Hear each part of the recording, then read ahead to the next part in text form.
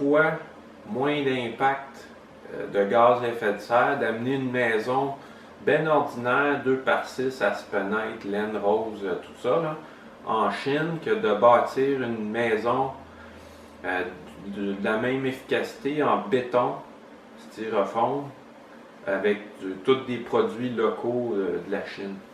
Le transport maritime cumule tellement pas d'impact, ou même par train, c'est tellement peu d'impact total là, que ça vaut vraiment la peine d'envoyer des choses qui sont à faible énergie grise ailleurs.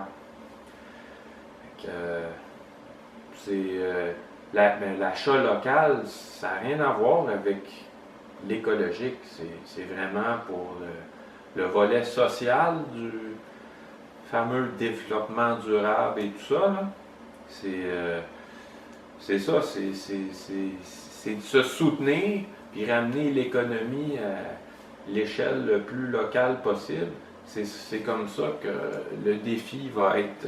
c'est de faire de la résilience aussi, il y a cet aspect-là là, qui est intéressant. Ouais, la résilience, puis pas... Dès que tu exportes, là, tu transiges par, c'est ça, des grosses compagnies, puis c'est plus artisanal, là.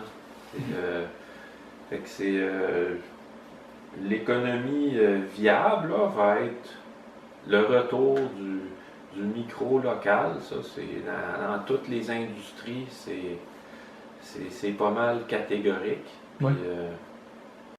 Il y a pas mal juste l'informatique, ben là, on n'en fait pas de iPad au Québec. Mais qu'est-ce qui te fait dire qu'il faut que ça revienne nécessairement du micro local si c'est pas nécessairement plus écologique, puis il semble avoir des économies d'échelle à faire du gros volume, puis passer par des gros centres de distribution, etc. Là. Les études se dédoublent, là, ça sortent régulièrement qui démontrent que le gros volume n'est pas nécessairement plus économique.